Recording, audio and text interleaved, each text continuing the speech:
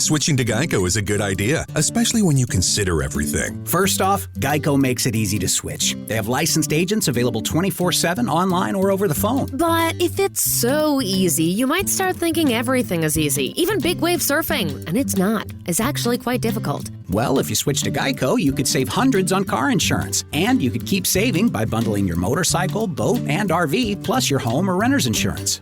But saving money might lead you to make some questionable purchases, like a 20-foot feather boa. And do you know how hard it is to clean a 20-foot feather boa? Well, they do have an industry-leading mobile app you can use to pay your bill, file and manage a claim, or add a new driver. But when life gets a little easier, it makes you too confident, and you start calling everyone Ace. And you're better than that. Well, Geico has a 97% customer satisfaction rating and has been saving people money for 85 years. It's hard to beat that. But you're right. Switch to Geico. It's obviously a good idea. Dr. Brandy Howe in 2011, and I went, oh, a doctor? What is she a doctor of? Yes, we need to know. Oh, no. She's the doctor of divinity. And what's she what is her contribution to this investigation? I'm the doctor of chicken fried steak. Well, is it the divinity candy? Or is That's what I'm saying. Nobody wants to admit they believe in ghosts. There are just a lot of unanswered questions, and most people would be like, kind of like how people react when they hear about our podcast. We were right. There are things back here. I don't want milk. There was a miracle. We must explain it. Hi, everybody. Like, why is it so shocked?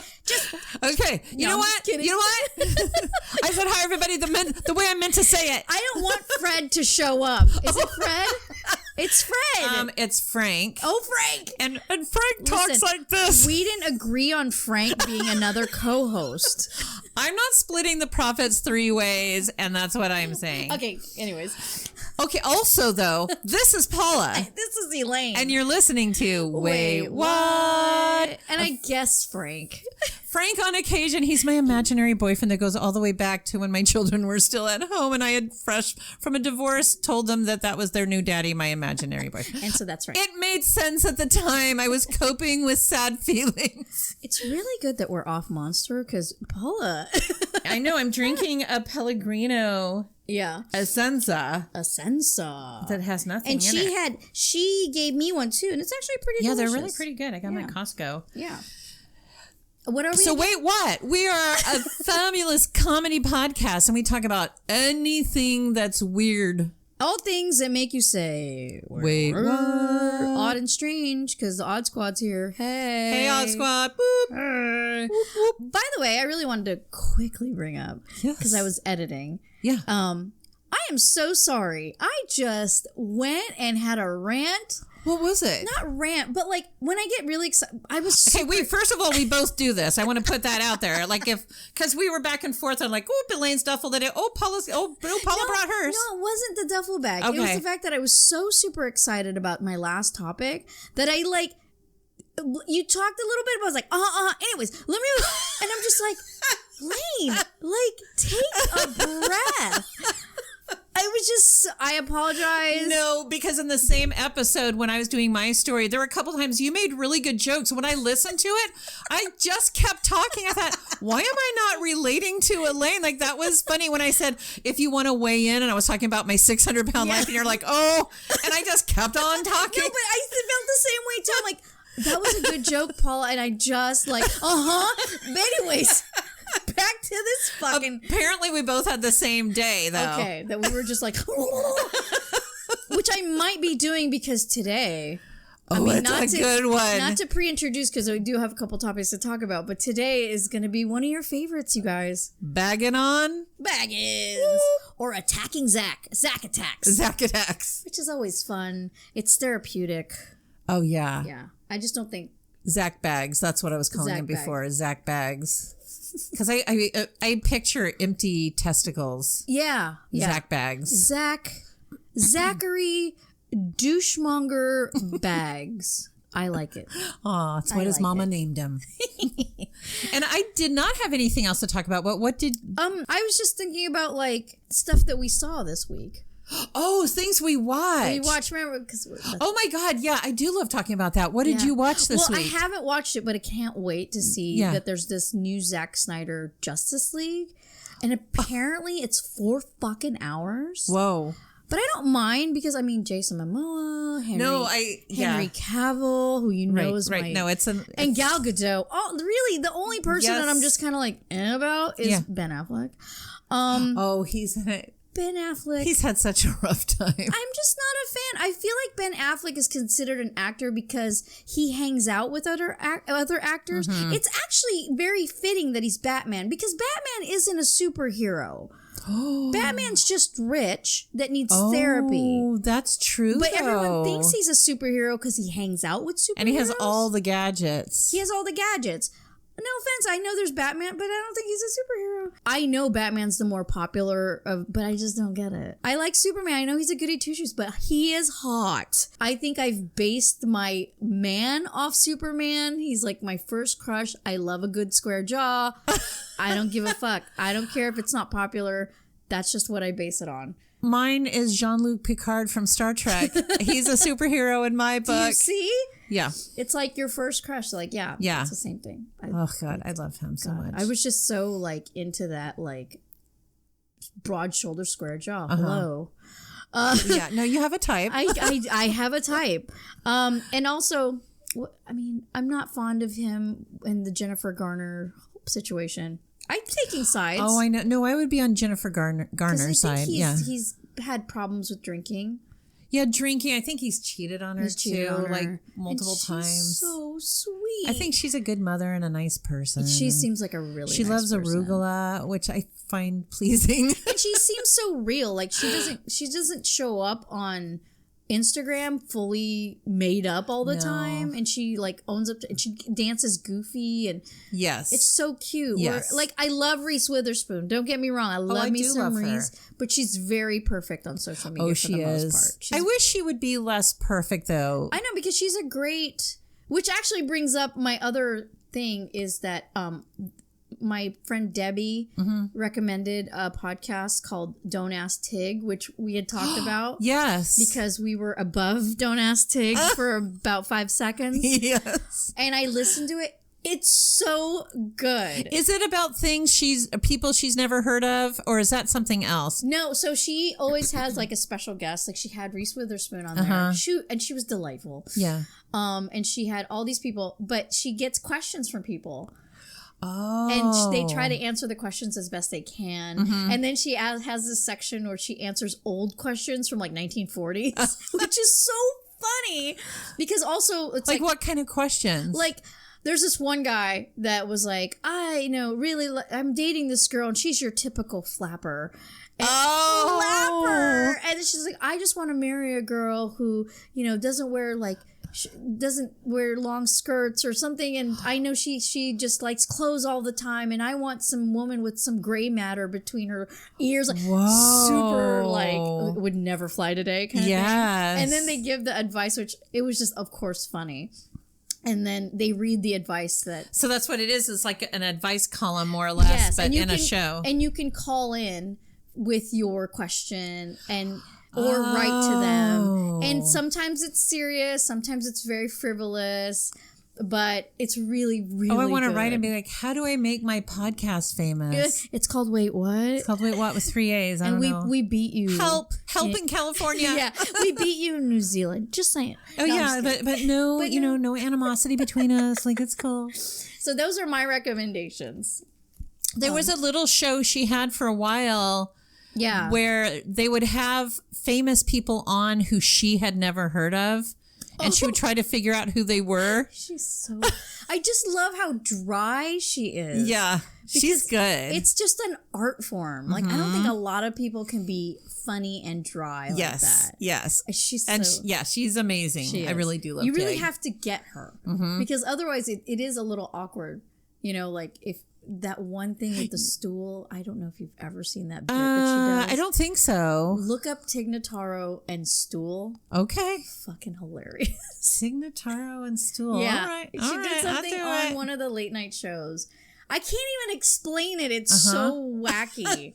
but it was just brilliant. Okay. I'm looking for chef's kiss. Right. Well done. Well done. Okay.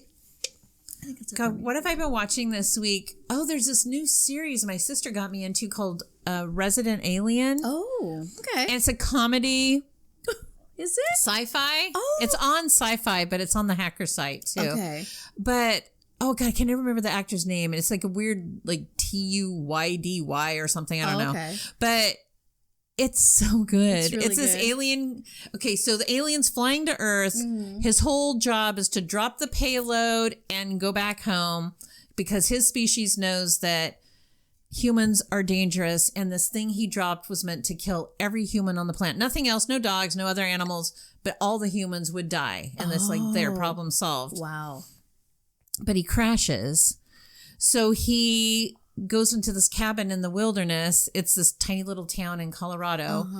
And the guy living there, he kills him and then transforms into his person. Oh, okay. So he's learning how to be human the whole time. And I the only have person to who can watch see him is this. this little kid. And at first the kid's scared, and then the kid's like, no. And kind of takes him on. So they're... Like, I love it. It's so I good. have to it's see that. really, really good. There are only 8 episodes in this first season. And yeah. Have you ever seen the movie Paul? I don't think so. You have to see. It's a little crass humor. Yeah. But so funny. They follow these 2 British guys. They're kind of nerds, and they go to America, and they go to this Comic-Con or whatever. Okay. And they look like they're getting chased by something, but they're not. And then later they see it was a gray alien. But but they were like, oh my God. But the gray alien is like, dude, chill. Like, he's super like, and is it it's supposed to be an wearing actual alien? it's an actual alien. Like, he's animated, or I don't know what it is. Yeah. But he's wearing like cargo shorts. So fucking funny. And Kirsten Wiig is in it. Oh. And they go to this like RV place, and Kirsten Wiig is it like, Kristen or Kirsten? Kirsten or Kristen? I don't know. Okay. Stop Googling it. I just need to find out her name. People know. So she's super religious. Yeah. Right? And so they go in there and they hide Paul. Yeah. Because she's like, where's the other guy? I saw you guys partying, and she saw a shadow. Yes. And she thought there was 3 guys. And he's like, don't worry, I just pay for the space. You don't have to pay for the extra Don't guy. worry. Right. And they're like, oh no, we don't have an extra guy, and blah blah blah. And somehow they started talking about like space, and she's like, yeah, but the world's only, she's super religious. Yes. The world's only blah blah years old. And you hear Paul in the bathroom going, ha! What? Oh my God, how do I not know about this movie? It is so fucking good. Okay, I will be watching You Paul. have to Maybe watch today. it. Yeah, today. Put it down. Paul and Friday. God damn it. Oh yeah, on Friday too. I'm gonna get my little notepad on my phone. Okay. I think Okay. that's it. Do we want to touch on the horrible Asian stuff? I mean, sure. Obviously it's terrible. And I did post something about it on my social media. And we try not to bring stuff up, but thank you so much. Like, Paula texted me to see if I was okay and everything. Well, because it's just horrific. It is and horrific. You have children. And terrible. Yeah. Thankfully, it's obviously not personally affecting me. Mm-hmm. I don't live near the areas, and I was kind of just telling Paula, I feel like kind of helpless. Like, I would love to be able to go there, and it's amazing, but there's lots of volunteers volunteering to walk Asian people if they don't feel safe. I really love that brings out the best in people, even while the hating assholes emerge. But also, that's kind of something I was regretting when I posted, and this is why I don't tend to post things on my Facebook. Yeah. Is because I don't like what it brings out in people. Oh. I'm very self-reflective on what I post out. What I post out, I want people to feel happy, laughing, inspired, or whatever. And unfortunately, with this hate crime, it brings out that anger. Yeah. Which obviously totally... I know, I keep using the word asshole, but they are. No, it's totally understandable. But not you, but there are a lot of people that take it to the next level, and this is why I don't like to post it. I see. Okay. It's this blaming game. It's this generalization of people. I don't like that either. I hate, Because this is what it stems from. Racial divide stems from people who don't understand, who clump people into labels. Yes. And therefore they're not people anymore. They are now a label. And Exactly. people do that on either end of the spectrum. No, we do it all the time. That's why I don't like the whole boomer thing. I get that it's a joke, but it makes me feel awful. Well, yeah. And I think with race, it's like it's upped an ante. Well, it is. You know, like but with this, I feel like there's people that take it to where you become the thing you hate. Because now you're generalizing and you're putting people into like groups, and now you're with all this is happening. I think you have to be mindful of the energy you put out there. You could be outraged, but also let's think about what we can do for now that is in a positive light instead of contributing to this. I mean, I hate saying this bad energy, but it really is. Because like, you know, this kind of hate contributes more hate. Yes. Even if you are on the right side, you are still labeling and so when you volunteer to generalizing. walk with people and things like that, you're building up love again and connection. Yeah, exactly. I really, really hate this narrative that America sucks, and it's not the people; it's our government. It's not America sucks. And it's not even all the people in the government. I mean, there are a lot of good people in our government trying to effect positive change too. Right. But I mean, essentially, it's these big money corporations. And I really think that's true. This ultra hyper, let's label ourselves every fucking which way. It really doesn't work for anybody because people are layered. The only people that it works for us to label ourselves is marketing. Because that way they can know who to market to. Are you a Republican? Are you a liberal? Are you a vegan? This hyper labeling of every little thing. Right. And the age stuff does matter too. And because the age we're stuff too. just grouping people like they're out of touch or Right. too young and stupid or too whatever. Right. And it really dividing ourselves anyway gets us off the point of all the good stuff we can be doing. Totally. Obviously we should be outraged, and I am outraged. It's fucking stupid. Well, they're actually hurting and killing people. Right, yeah. in 2021. But also, we have to check ourselves to know that we're not contributing and we're not becoming the thing that we hate. That's a really important point. So, that's just what I wanted to bring up on that. Because I posted immediately, which I almost never do.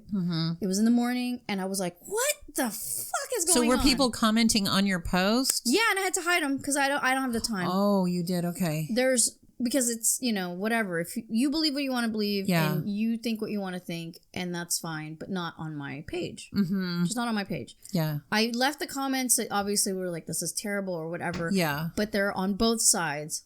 I had again, generating this kind of anger towards the other side. And I hid the comment. I hid the comments. What was the other side? One side was, it wasn't a racial attack. And another is because of, you know, it's because Trump called everybody or something about Chinese virus. And then there was another one. It was because, this is the America we live in today. And I'm just like, God. Yeah, they're all generalization. Oh, my God. And I'm just like, shut up. Just think about what you're saying for a minute. Because you are exactly the people you're not liking. Yes. And I'm not perfect. Obviously, I sometimes do it too. But when I'm really like self-aware and I take pause, normally that's not, I don't want that. Yes. Yeah. You know what I mean? Usually I try not to be that way. And that's my goal as a human being is if I don't like being generalized. Yes. Then don't generalize. Even people I don't agree with. I don't generalize. Yeah. No, I know what you're saying. And there's not room. We don't have to invite them all the way in. We can be aware. We can take action to counterbalance that, which people are by volunteering to walk with and Asian people in those places. Yes. I like that energy. Okay. That's it. But thank you for, you know, bringing that up too. It's a really important topip, and it affects us in the sense that as a unit, we're half Asian. Right? True. Because honestly, as a person who's in a biracial relationship, as a person who came from another country, as a person who lived in the Midwest, I have met many types of people. Yes. And this is why I fight against generalization, because I have found that most people are the same. Regardless. Right, we are so much more alike than we are different. Much more alike than we are different. And if there is a difference, it's only because those people have not been exposed. Yeah. And for us to kind of down them on not being exposed to then it just lessens the chance of them learning about it. Mm-hmm. That's why I was like, don't get offended when people in a good intention either mispronounce your name or mispronounce. Then just tell them how it is. Exactly. Now they know. Otherwise, they'll dig in their heels and become an enemy. That's the energy, that oppositional force that you create. And there's just no reason for it. Exactly. We all make mistakes. It just doesn't matter. It doesn't matter. Yeah. You could be the opening their eyes to something that they were not aware of. Mm-hmm. And, and then now it's like, now they're free to ask questions. And if you're open to it, they'll learn more. And they now see those type of people in quotations as actual people. Mm-hmm. Like, so let's get back on. And now we get to have the most fun ever every month. We're like peace and joy, but also let's talk shit on Zach Baggins because I think that's his other role in life is that he brings people together. He really does. There's a positivity to his douchiness. And that we can all agree. Yeah. Young or old. From, Kansas or California, we can all agree. Yep. Zach Baggins is a douche. Zach Baggins. So, douche canoe episode. So I know. So I decided to watch Stardust Ranch. Tell me you didn't do that. No, I didn't. Okay. I really fear that we're going to jump on the same wavelength. But and there's so many. There's just no way. But I know. If we do, it'll actually be funny, though. It is. Because then we can just go and then back we'll and just forth. go back and forth. Yeah. So I'm not going to worry about that anymore. No, and I did not do Stardust Ranch. Okay, so this is season 15, episode 3. But let me talk about Stardust Ranch for a moment, only because it's actually it was in the news recently. Okay. Because the guy was trying to sell the ranch because of all the attacks that he's had. Like paranormal attacks? Aliens, paranormals. Oh, man. So Stardust Ranch is in Arizona. And so let me get to this topic. John and Joyce Edmonds had purchased this. And allegedly, they didn't know about this, but there's supposedly UFOs, aliens, abductions, doppelgangers, portals. It's almost like the one I spoke about, which I'll bring up later. I completely forgot what it was called, but I'll bring up the episode later. But this ranch has all this strange things happening. And they moved to the property in 96. Okay. And they were like, yay, he's always wanted to own his own ranch. He gave up his career in the mental health field to make his dream come true. But John's wife, Joyce, was like, she first looked at the ranch and she kind of just knew something ain't right. That ranch this ain't ranch, right. yeah. Because I've been posting about King of the Hill. Yeah. They're gonna do a remake, I or not know. a remake, like a new, like A new 15 season. years later, or 25 years God. later, whatever it is. Yeah, I cannot wait. Must be 15. Yeah. Oh my God, I tell love me it. But how- that boy ain't right. So yeah, boy that ain't ranch right. ain't right. Okay? That's my purse. I don't know you. Fucking love it. Okay, so Stardust Ranch is in Rainbow Valley, Arizona. It's on the 37th parallel. Oh, it is. It's Skinwalker Ranch. They're on the same parallel. Skinwalker and Stardust Ranch. That's really interesting. Totally significant. There is also a ranch in between this, called the Bradshaw Ranch, and we'll get into that later. Does that have paranormal? Apparently. Ooh, Yeah. So from the very first day, they said things were weird. So they walked in and they said that they arrived with their furniture and they found that the previous owner's furniture was still there. So they actually don't know where the previous owners are. Oh God, then who sold it? They just left their shit. Well, obviously a real estate agent. The previous owner went to sell it, obviously, but they left. They just left and didn't take any of their things. And so they called the realtor and they're like, what's going on? And they're like, just stay in the motel. You know, the furniture is supposed to be moved out, you know, but we'll move it out for you. Okay. And they said that they were going to do it, I guess, that day. So when they got there the next day, the furniture was gone. And they're like, cool. Because that's a huge job. But check it out. They looked in the backyard. The empty pool was filled with the furniture. Yeah. So they called the realtor and they're like, what in the world? Why are you dumping the furniture in an empty pool? Why don't you just take it away? And the realtor was like, I didn't call anyone to move it. I couldn't get a hold. I was going to call you today and tell you I couldn't get to move the furniture last night. So they're like, who moved it? Yeah. And then he said, I should say it wasn't just the furniture that was in the pool. It was boxes and boxes of personal items. It was appliances, refrigerators, washers, dryers. I mean, even the things they want to keep. I know. He said, I mean, it was a 10-foot deep pool, and it was loaded up to the point where all these objects were 5 and 6 feet above the water line. So it was really packed. Nobody would ever take responsibility for it. I spent over a week dragging everything out, dredging the pool and dragging it out to the front property and just leaving it there. And then he says, gradually, it just disappeared. Gradually. And I'm like, how? So they're thinking like things are taking it? I don't know. You know, his wife especially has been attacked by greys, and I'll get into that as I get into the story. So anyways, I started the episode with a quick, you know, I just kind of looked at what Stardust Ranch, and I actually had heard about this because he was selling it just recently. I think it was just a couple of years ago. He was in the news for selling it. So I actually paid attention to the intro for Ghost Adventures. And there's this quote that he says, you know, it took years to build our credibility and our reputation. But they didn't know, like, they didn't say, what kind of reputation were you aiming for? Because if their goal was to be like the McDonald's of ghost hunters, I'm like, I think they've nailed it. Because like McDonald's, subpar product, you know. It's not actually food. It tastes good. Yeah, and it's just for convenience sake. It's just that they're everywhere. Yeah. And it's unfortunate because the minute you say hamburgers, McDonald's comes to mind. And I feel like that's the same with Ghost Adventures. Yes. Like, you think ghost hunters, there's a lot of very legitimate, talented ghost hunters. Yes, they are just not some of those. They're just not McDonald's Ghost Adventures. Yeah. So I thought that was funny. Like, okay, what kind of reputation? Yeah.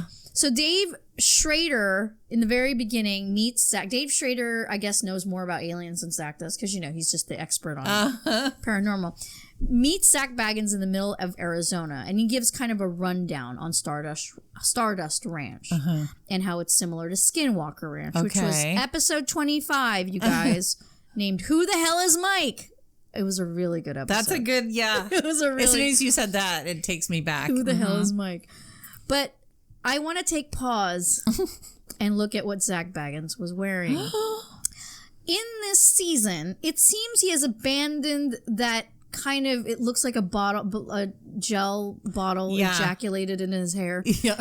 Instead, he's wearing a black hat in most of the episodes now, which I think I'm fully convinced that all that product juice is making his hair fall out. Wouldn't that be hilarious if he's bald? Theory. I know. Nothing wrong with a bald head, but I don't think Zach could pull it off. I was just going to say, I feel like he might have a pea head.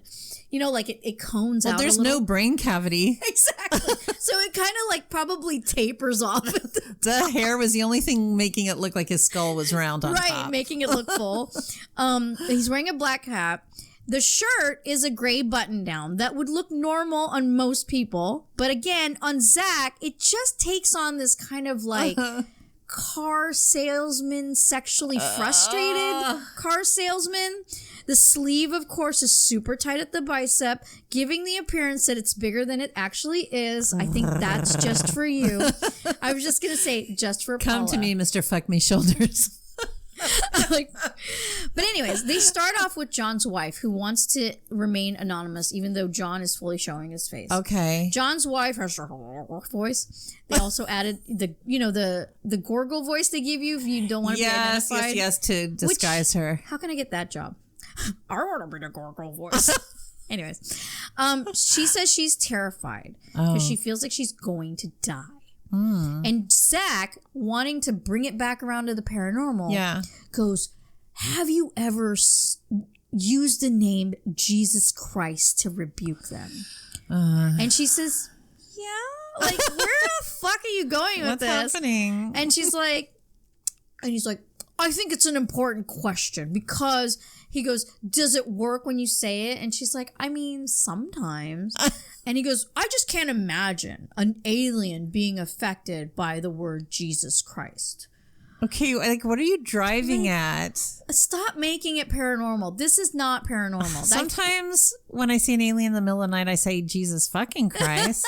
And also, if we want to go by the theory that I talked about last episode, that, you know, we are alien hybrids. Yeah. They would know good old JC. They'd be like, oh yeah, we know that guy. Yeah, he was one of the first. Yeah, he was like the OG. He was like, but a demon, it would affect a demon. And he was like, maybe the demon is trying to look like a gray. Like, oh my God, stop. he is actually mentally ill. He's reaching. And then he puts on his demon expert voice, which is just condescending. Yes. He's like, because demons, you know, they like to mimic. I'm okay. like, I think he really wants to make it demons because I think he's secretly even more scared of gray aliens. Oh, yeah, because when they were talking about gray aliens, he was like, oh, but he's scared of everything, so who knows? He's really scared. It's just a theory. So then he talks to John, the owner, and John has amazing stories, which I'm not believing now. If you read about Skinwalker Ranch, yeah, I mean, it's pretty outrageous, but it's a little bit more believable. And let me get into it. So John said, of course, when they moved into the house, the owner, and the first day not the first day, but in a couple nights later, John said they started experiencing like strange things, seeing things out of the corner of their eye. But again, it's like no big deal. They didn't care. Like they didn't, they didn't take it seriously. And then fucking Zach Baggins goes, I hate to ask this, but has your wife been molested by these grays? Oh, by the grays. And John was like, yeah, like, you know, she's been molested. First of all, it's molested in that, like, I guess she says her inner thighs, one time she woke up, they were so raw that they were bleeding. I mean, these grays aren't molesting. I think these grays are samples. She thinks they're fucking her, I guess. I don't know. I mean, and then John said, and here's the John said one time he saw his wife being levitated from the bed. And apparently he took a samurai sword and killed 3 of the aliens. Okay, where are they? Okay. First, let's go to Zach's reaction. Okay, yes. Let's tune into Zach's reaction. So it's priceless, right? Because it's like he's an alien and he doesn't know how real people react to things. So it's just overly exaggerated. So, you know, the guy says that. And of course, if somebody said that to us, your reaction right now is perfectly normal. Like, wait, so what happened? What happened to the bodies? Do you have the bodies? Yeah. Right. Like, how were you able to do that? Zach's reaction is like scripted. Like, he goes, wait. And he pauses and he turns and he looks like, is anybody else hearing this look? And then he goes, you killed 3 gray aliens? And John's just sitting there like, yeah, I did. And so his reaction is, again, it's this bad acting of emotion. What? It's just like, oh my God, you are such a douche. So he did. So, and it's this like uncomfortably long stutter. Right? He has to be the center of attention on everything. Yeah. Like this guy talking about killing 3 aliens cannot overtop him. Overtop, whatever. Yeah. You know what I mean? Outdo him, whatever. So he did ask the same question eventually. He's like, well, where are the bodies? He said, it seems like if you don't cut them off at the head, I don't know how John would know this. If you don't cut them off at the head, they just dissipate. They disappear. Maybe teleport. I don't know. He did have a small chunk. And what about, how would he think that about the head? And how would say that, yes, like if he never beheaded them. Yeah. That's why I was like, okay, so he had a chunk of alien. He had a chunk of alien he sent to a biophysicist, Dr. William Levengood. And he said, Dr. William Levengood said, John, you have the smoking gun proof of alien life here on Earth. And then Zach, like somebody goes, hey, Zach, act astonished. He, sits back and blows his air out, wide eyes, right? Just terrible. He's so bad at his job. So bad at his job. Apparently, Dr. William Levengood said this meat chunk had all the protein structures of an animal, but the cells itself had chlorophyll instead of hemoglobin. Oh. And then turns out that this guy Levengood had gotten into an accident in his lab and died, and all these samples disappeared. Oh, come on now. No, it's true. No. Paula, this is the negative energy I'm talking about. It's not like he's trying to sell a house. You're right. And maybe trying to... Anyways. And then they show Zach. He's in the middle of the living room and he goes, ladies and gentlemen, I am about to hold the sword that John killed 3 little gray aliens with. And he's holding the sword. But also now he's wearing sunglasses in the house. He does that kind of weird thing. But he was wearing glasses before and I'm like, oh, he's got progressive lenses? It's such a creepy uncle move, right?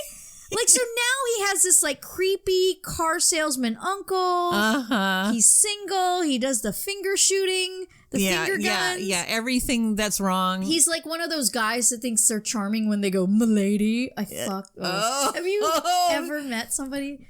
Many times. I feel like it happened recently. Milady. Like, you're not charming. You're a dork. Yeah, you're making me want to kill you. No. So anyways, also they showed this video of John. He was doing an interview with Project Camelot, right? And on the video, they saw grays peeking out from behind him. And you see the video. And they're like... Do you see them? Listen, there's something behind him that peeks out. But it doesn't... I can't make it out that it's a gray. It doesn't even look like a head. It honestly looks like a cattail. Oh. Like as if there was like a table behind that wall and a cat was on the table and its tail kind of whooshed out from beyond the wall. It looked like that.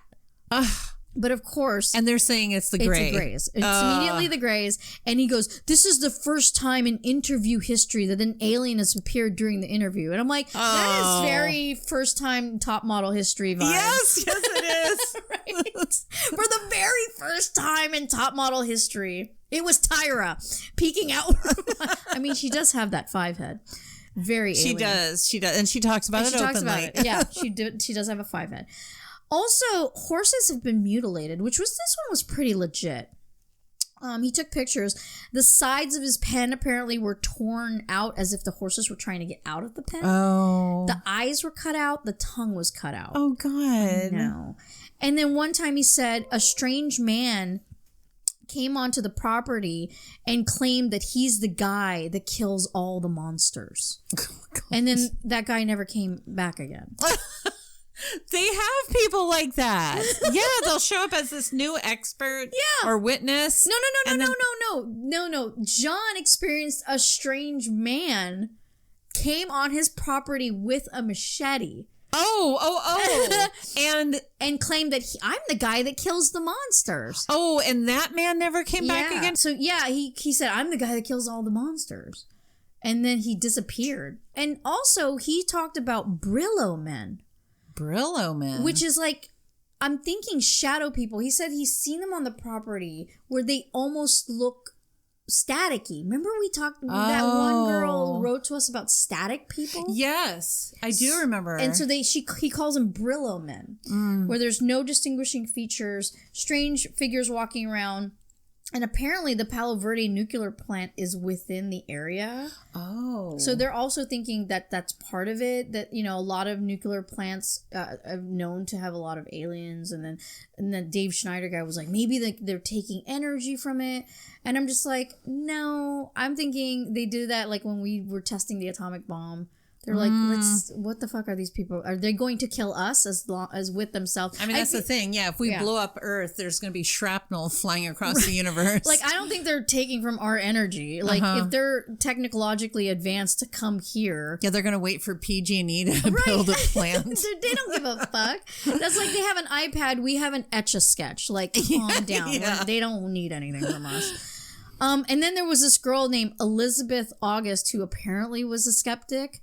And she spent the night in the living room, and she also saw these, like, 3D shadows. She supposedly tried to debunk it, but she couldn't debunk it. And then you never see her again. See, they do that. It's weird. They bring in... And then in the middle of the episode... Oh, I'll just bring that up later. But also, they talk to this... Check this out. So, Dr. Brandy Howe in 2011, and I went...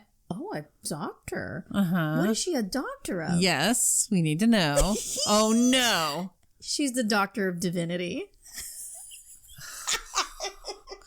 And what's she what is her contribution to this investigation? I'm the doctor of chicken fried steak. Was it the divinity candy? Or is That's what I'm saying.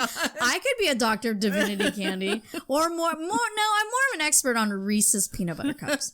The egg kind. Marzipan for me. I really, really like it. Oh, the doctor of marzipan. Yum, yum, yum, yum, yum. I also put, as in the candy? I wrote that down. No, really. I'm the doctor of bitch, please. She said she felt a dark, heavy energy, and they're sitting in like the living room, and she's like, "This is where the portal is." 3 beings, she said, that looked like Klingons. She saw in the living room. Well, that's very different from the Greys. I know. And she said she also encountered a spirit of a man that had committed suicide in the house, and there was a family where their sons shot themselves in the house. So she did crystals and incense, and Zach Baggins was like, so you're telling me that crystals and incense are going to get rid of... She's like, that's not what I'm saying. She actually like fucking stopped him. And she said no. She's like, I was just kind of clearing the area for any possible whatever the fucks. And then she's like, she said something like, I don't know how it was brought up. She's like, I think, one of the positive things, when I was struck by lightning. Whoa. And he was like, so that was a positive thing? And she's all, yeah. But it wasn't it apparently wasn't lightning. It was from, so she was standing outside. Okay. And she said she put her sword in the sky, and they came through, and this energy went from the top of her head to her, and it was positive. She never explained why she did this. And also, is there an uncomfortable amount of swords? Yeah, why does everyone have a sword in this story? I feel left out. And where do you keep your sword that it was near enough to your bed? Well, a samurai sword, I know that a lot of the samurai swords that are sold in these conventions are decorative. They're not very sharp. So it's not actually going to kill 3 Greys. It shouldn't be that sharp. And also it comes with I know it's probably near his bed because it comes with a display case that you can hang. But it wasn't, most of the things you buy are cheap metal. It's just for show. Okay. But maybe he had a real one. Who's to say? But also, she had a dagger. But also, why? But she has a full-length sword. She said sword. I mean, they did a reenactment. Yes. And it looked like she was holding a dagger. But she said she had a sword. So she was like fucking She-Ra. So she's got this pointed at the sky, and the thing avoids the sword and goes into her head. No, she said it went through the sword. The sword was I guess the antenna, and then it went through the top of her head. Brother. But why it never explained why this was positive? Yeah. And why she would do that. Why did she think, I'm going to hold this up? And then there happened to be an alien waiting for someone to do that. Right. Somewhere on the planet Earth. Thank you. Finally. Somebody held in up the middle a of sword. Arizona, there's this chick with her sword. I'm getting my sword kick off the Oculus. I mean. Yeah, they just need a good video game. Fruit Ninja, highly recommend it. I fucking loved it. And then I put Zach's progressive lenses quake as he aggressively overreacts to the story. Because she walks away. Yeah. Because she's telling the story outside, the whole lightning story. And she's like, okay, well, we'll meet you inside. Like, he's going to talk shit about her. So because she starts walking back inside. He's like, okay, well, we'll meet you outside. And then he turns around to say, is this real? Is this really happening? Just like, oh my God. Like, why do you act surprised? He's just... Do you know what your job is? What? There might be aliens here? Idiot. Anyways. And then they show this scene where he's like overly, they always show scenes before. And he goes, I want to talk to a guy who's been abducted by these Greys. And I thought, oh, did somebody tell him he couldn't? No, he's just mad. He's just throwing a tantrum. Like the producers told him no. Nobody told him no. Like he just woke up and chose top volume. He does that. He does that in my episode too. Why does he do that? I don't know. And then they took a good chunk of this to talk to Travis Walton. Ooh. Right. Episode 40, you guys, we did a way better story than him. And I feel like Travis Walton's story is pretty legit, which is I was disappointed that he participated in this. You know what's also pretty disappointing was Travis Walton's hairpiece. Like, listen.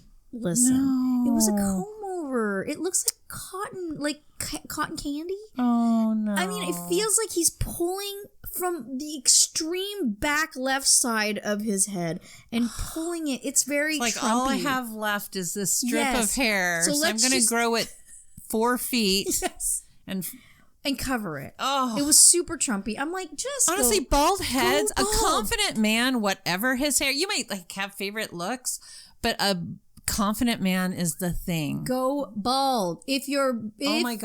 body is going, we're done maintaining this hair. Yeah, help it along and shave your head. Shave it, jeez. It's so much better. Yeah.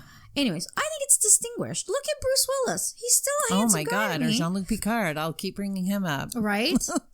So, anyways, then he tells how he's going to do this investigation. He tells the poor girl that's the still photographer that she's going to be bait for the house. Oh. She didn't sign up for this shit.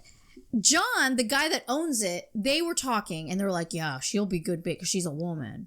Oh, right? Geez. I didn't see her go, okay, whatever. He was just like, you're going to go there. And she's like, and of course, him and the rest of the guys are going to drive around the property. Oh my God. Probably on 4-wheelers or 4-runner, whatever they are called. Yeah.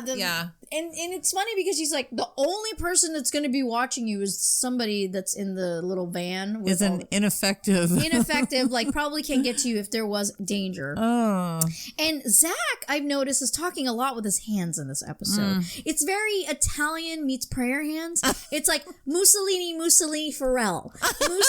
Mussolini, Pharrell. Like there's almost like a theme, like per word, per syllable. Yes. Like, what is going on? Like, it's fucking... I wish you all could see what I just saw. That's what I can say. Mussolini, Pharrell. The prayer hands. Italian prayer. Italian prayer. That seems to be the beat. Anyways, and then Aaron comes in. God bless Aaron. Oh, God bless Aaron. He really is kind of the fresh air and the humor. I love him. I mean, he's not the brightest doofus. Yeah, he's a doofus, but he's so... I think he's kind of sweet. Right. He is. I think he is. And you can't have another ego like I think Zach's. That's why the other one I love... God, what was his name who founded it with Zach in the beginning? Oh, yeah, I know what you're talking about. I can't remember his name, and I don't know if he has a huge ego, but they would never, because he was smart and driven too. Yeah. So now Aaron's the perfect fit, because he's like, oh, okay. Yeah. He's very like, bro, I'll do it. He's the bro guy. Yeah. So when they're getting this set up, they saw lights in the sky. Nick Groff. Go ahead. Sorry, I remember the name. Yeah. Aaron and Dave were like, oh my God, bro, we saw a light, bro. And then... At the same time, the people doing the video inside, they were setting up the cameras. Nobody was in the house. They saw something scuttle. It was a very shadowy figure scuttle from one room to another. And they were like, ah! They effectively lost their shit. How the fuck ever? It looks like a cat or a big rat. Oh, man. I feel like there's a cat in the house. I just do, because there's a stray cat. It's low. Yeah. And if you look at it carefully, it does, but it moves like a cat or a rat. Ugh. It's probably a cat. But nothing alien. It doesn't look like a gray. It's not as tall as a gray or whatever. And it happened the same time they saw the lights in the sky. Wah, wah, wah. Right? Insert jerk off motion here. The still photographer went into the bed and they went and Dave, whatever his name is, not Schneider, but Dave, the guy who knew all about the aliens and gave him the briefing, he wanted to volunteer to get abducted. Right? And Zach was looking at him like, why would you say that? Why? Like, he's such a chicken shit. He's confused by bravery. He is confused by bravery. And then Dave Annie's up and goes, take my cell phone, take my radio, just come here after like an hour or so. Like, I want to be fully by myself. There's going to be a camera, obviously, but that's all he wanted. And like, Zach was like losing his shit. Okay. Right? So he goes, no, he goes, why do you want to do that? He goes, I really want to know if there's other beings. Like, he genuinely wants to know. Yep. So anyways, they go back to the ranch. Nothing really happened to Ashley. But before they even go to Ashley, they're in the living room and everyone's like, bro, did you see that? I saw a shadow. It feels like there's a presence. And then, of course, Zach's like, there's entities that doesn't want us to be here. Blah, blah, blah, blah. And you know some room isn't haunted when Zach spends too much time in there. Oh, absolutely. He was spending way too much time in this room, right? Instead of actually going to the girl first. Yeah. He's there, like, doing other things.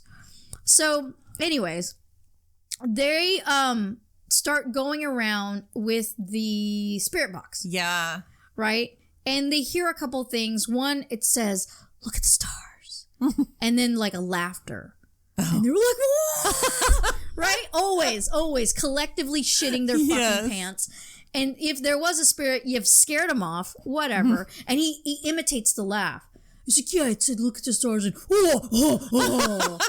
I'm just like... They imitated it. That's the Zach best. imitates it, and then the camera zooms in on his face. Ooh. Retarded. Sorry, I'm not retarded. I'll take that out. Beep, beep. And then they hear that one voice, and then of course they get Ashley because they don't want the spirits to escalate.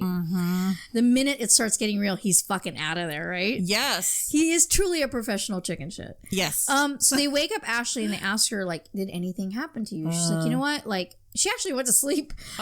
She said, my arm did go numb at one point, and then the next day they showed pictures of the arm and it had bruises. Oh, it did? Yeah. So that's pretty interesting. So they're back to the spirit box and they're like asking questions. Can you hear us? What are you? And of course, Aaron, bro, it's your chance. And they hear come back. Oh. And then they make this big show of opening the door because they think, he doesn't want us to be in here. Yeah. And of course, there's fucking nothing. Crickets. Dave, meanwhile, is still waiting to get probed. Nothing happens. He hears walking around and they caught it on camera. There's like crunching, like somebody's walking towards him, but nothing ever comes out of it.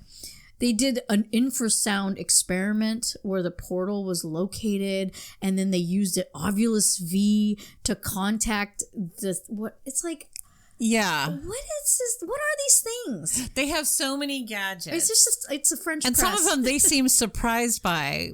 In mine, there's one. I'll get to that, but right. Yeah. They even busted out that geomagnetic Shakira shit. And it's like nothing ever comes out of it. Oh, the readings of the magnetic readings are over 150. Like, okay. So what the fuck does that mean? Yeah, what does it mean? Why don't we dig into that more? I don't know. Yep. Terrible. So same thing. They did that fucking whatever French press that they were holding. And they were asking it questions and it said, tell us what you are, human or non-human. What type of creature are you? And then it said brown mist. Oh. And I'm like, it's a shark? And it said, where do you come out of? And it came out with used, bind, and plants. And of course, Aaron was like, bro, didn't they say the grays are mostly made out of plants? And then he goes, oh my God, I feel tingly right now. And then somebody's like, yeah, there was just a white orb near you. I saw it on the camera. And then Zach goes over, it's freezing around you. Oh, yeah. And then they showed the orb. It's a fucking dust particle. Get the hell out of here. They send Aaron to the bedroom and Zach goes to the back bedroom. Nothing happens. And he's like, we're hoping to entice the entity. Here's the shit. They have this thing that does a buzzing sound. Forgot what it was called. And then Zach, of course, gets aggressive because obviously there's nothing in this house. He loves to taunt the spirits. And there's nothing in the house. So the minute he knows there's nothing in the house, he starts getting super tough. Yeah. Come out. Show yourself. And then one of the other guys was like, Zach, are you all right? Zach, he seems to be like in a fog and he's holding the samurai sword. Oh, as if he's going to fucking like... He's going to get a demon in this if he has to make one up. It's exactly. Oh. Aaron does catch a hiss in the corner of the room in his bedroom. Okay. I mean, it was definitely caught on camera. And then the buzzing noises change. And then there's a white anomaly. Dust. Dust. Well, also, actually, I take it back. This particular white anomaly was a little long. And it did look a little weird. Okay. But that's about it. It's nothing. So that's basically what happened. I mean, like to sum up, it was like they heard some voices. Yeah. They saw the white anomaly. Zach was possessed. He wore transitional lenses. We don't have to tell you which season or episode. It's any of them. It's any of them. Although in this season, he wears transitional lenses and a hat. Oh, Zach. So, but at least he is true to his brand. Nothing fucking happened. The end. That's what they could call the show. Yeah. Ghost Adventures. Nothing fucking happens Right. here. If adventure means nothing fucking happened, then I always have an adventure on my fucking couch. Well, he's going to do all those same things, but this time in Missouri. Oh, hometown. My husband's hometown. Yeah. Was he Alton, Missouri? No, Clinton. Oh, no, just north of... Oh, yeah, this is Alton. Oh, wait a minute. Located in the historic town of Alton, Illinois, just north of St. Louis, Missouri. Okay. Sorry. I've said my first line We're and sorry. got all the information wrong. We're sorry, flyover states. No, I'm kidding. How dare you generalize? We'll tour there and you can just come buy a ticket and then yell at us after. You can yell at us to Californians, get out. Get out. You could do that. Have we talked about the McPike Mansion? I don't remember. Okay, I don't think we have, but sometimes I know. I don't know for sure. I know. So this is a mansion, a top mount lookout park. Wait, let me scroll up. McPikeMansion.com and wiki. I looked up just a little bit of information before the episode. But that's where the McPike house is in Alton. It has not been occupied since the 1950s. Weather, vandals, extensive damage to this home. Some people are working to restore it, but on the outside it looks pretty solid, but the inside there's peeling paint, holes, and it's very dirty. It needs a renovation. It needs a reno. Somebody flip it. It is listed on the National Register of Historic Places. It was completed in 1871. So haunted. Obviously. 3-story red brick and white building with the white pillars supporting the porch. It contains 16 rooms and a vaulted wine cellar. Situated on Albee Street on a site of 15 acres, it's one of the highest points in Alton. And the estate's named... Oh, wait a minute. I can't find the name of the guy who built it. Sorry. It's okay. Well, it'll come up. It might have been John McPike. I can't... Let's see. The current owners, though, are Sharon and George, I think Ludke is how you say their name. And Sharon is the one who speaks to Zach. Oh, okay. Okay, so in this episode first, I want to say he's wearing one of those little hazmat filter masks. Yes. None of the other crew is wearing anything like that. Yeah. But he says the land was purchased in 1893. Mary, the wife in this couple, would not live to see its completion. Many of the family would live and die within its walls over the generations. So then he starts out talking to that Sharon Ludke. Mm-hmm. So he's talking to Sharon about the house, just getting a little bit of backstory. Yeah. And then they hear a commotion of voices near the driveway. That's what he says. In the middle of our interview, I could hear a commotion near the driveway. Oh, God. And then Sandy, who's this Native American shaman, she's worried. She works with Sharon on the ghost in the house. And she tells Zach, or she's worried about them going inside. Okay. And then there's tension between Sandy and Sharon a little bit. Because she's like, I don't think they should go inside. And Sharon's like, no, they're ghosts. And both of these women look really, really wrecked. I mean, like super hard life. Their skin, they've been through some shit. They've been through some shit. And then Sandy tells Zach the periods of this house. Oh God, you know what? It auto-corrected. I'm just a mess in the beginning. Okay. The spirits. I'm like, why does it say periods? The spirits of the house. It's on a menstrual cycle. We've synced with it. Oh my God, the blood. For the most part, she says they're kind and welcoming. He's like, for the most part. Ugh. And she says, yes, for the most part. She's like, that's what I said. I said for the most part, Zach. Can you not repeat? So they don't have a physical body. They're in the in-between area between death and wherever you move on. She warns of offending the spirits and says they will retaliate. And then Zach says, Sandy offers proof of the vengeful energy here in the mansion. One night in the basement, she felt something wet on the table. She was shocked to find the liquid was blood that ran down her own arm. Dun, dun, dun, dun. With the background noise. Constant. And he has Aaron, the voiceover stuff is one thing, but he's talking to the camera with Aaron sitting right next to him for part of it. Or when he's interviewing, he'll have Aaron next to him. And Aaron, I got sidetracked just watching the expressions on Aaron's face because he'd be like, and then sometimes you could tell he's thinking of something else like entirely. Dog. You know when you put a strange noise? I almost feel like he's going to go, Shrug. He very much has Scooby-Doo energy. Yes, definitely give Aaron a Scooby snack.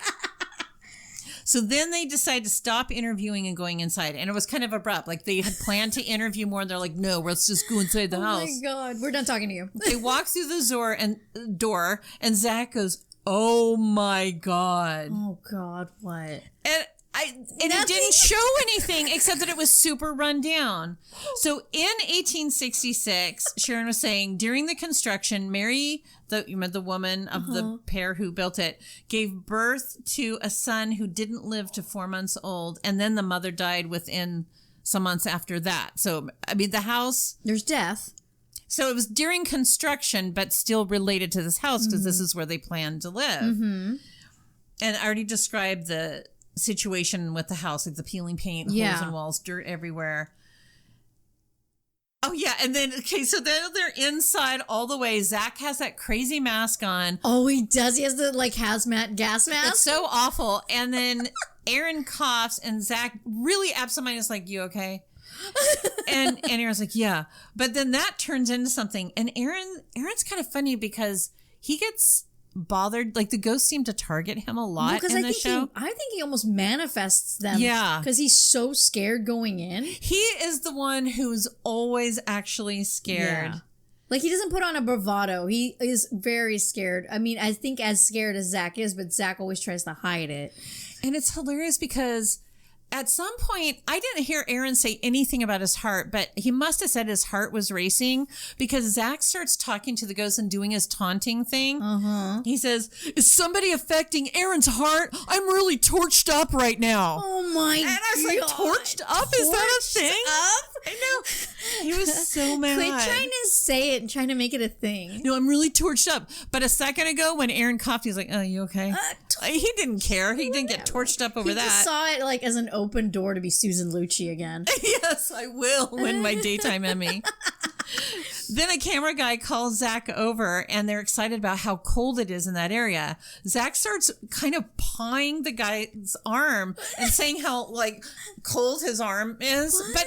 But I mean, he's not exaggerating like I am, but he would just kept touching it. Yeah. It was weird. Fucking weirdo. And then they bring out the spirit box. Oh God. They hear this sound, he. And Aaron said, Oh, okay. So you hear the sound. Aaron says, it's he. And someone's like, well, I mean, what is it? Aaron says, they're laughing. And Zach says, I thought they said you need me. And Aaron's like, oh, yeah. Oh, so it can be anything. You'll hear what it, you know what I mean? all you hear is the rhythm of it. You don't actually hear the words at all. A lot of the time. Yeah. You don't hear what the words are. And then when somebody says, oh, it's saying you hear me, that's now you can't unhear it. You know what I mean? Yes. So that's why I think it should be like left up to a lot of people. And they used to do that in their show where they play it and say, what do you think it says? But now they kind of just jump on it. Yeah. Ghost Hunters did it all the time. Where they'd have us listen. They would have the team listen to it. Yeah. And they're like, I don't know what it says. And sometimes they'll make assumptions, but at least he has the group. They have the group weigh in. Yeah. You know? And be like, I want tea. Yeah. I mean, you could say anything. Right. Yeah. So, yeah. He's just terrible. And then Zach goes, something just came up on my back. Oh my God, bro. And he's... Oh my God, Aaron. This is Zach this time. Oh, Zach? Zach said that. I heard bro immediately went to Aaron. I know. No, Zach will say it too, but Aaron is by far the main one. And he's mostly the one who gets the attention of the paranormal. I know. Here. So Zach thought that something came onto him and wanted him to get out. The shaman explained that there are 10 spirits in the house. And then the crew thinks they're being attacked by these different spirits. Uh-huh. And Zach says, this building is full of lies. Oh my God. So dramatic. You sit on a throne of lies.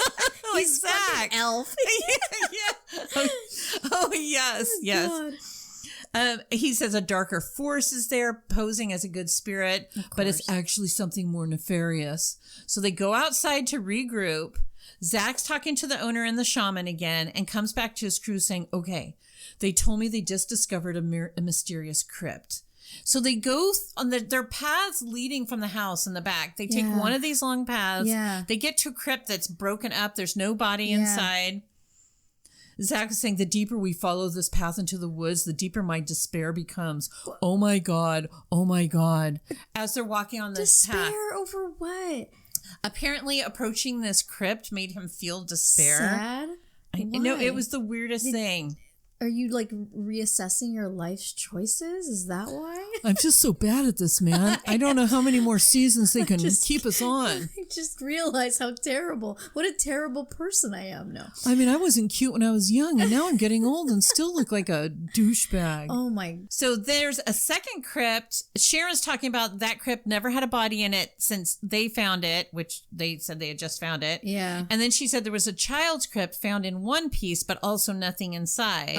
Zach believes the broken crypt is why the house is haunted. He doesn't say why he thinks that, but he does think it's been desecrated. It hasn't just broken over time. But don't you love how he creates these stories? He does. He out of creates every the stories. little thing. Like when, well, Aaron does it too because he felt like the cold energy immediately. Oh, it's the guy that committed suicide. Blah, blah, blah. And you're like, what? From what do you get that you from? You don't know that. Like, just shut up. And I also feel like when they go to these places, they don't prep at all. Like, it seems so scatterbrained and segmented. Like, okay, we're going to go here. No, we're going to go here. Now we're going to set up. I don't feel like interviewing anymore. These people bore me. Let's go inside. You go inside so I can talk shit about you. Like, what the fuck? No, It's a mess. It's a mess. What? So then the next scene is morning. They'd all gone to their rooms wherever they were. They've come back to the mansion. Okay. Zach's talking to the crew about what happened when they went to their rooms the night before. So now Billy's in the picture. So are they staying in the haunted place? No, they stayed somewhere else. Oh, okay. Well, Zach kept saying when we went home last night, but he must mean to their rooms. Right, to their rooms. But Billy said, yeah, we all had nightmares. I've never had a dream to where something had a hold of me like an electric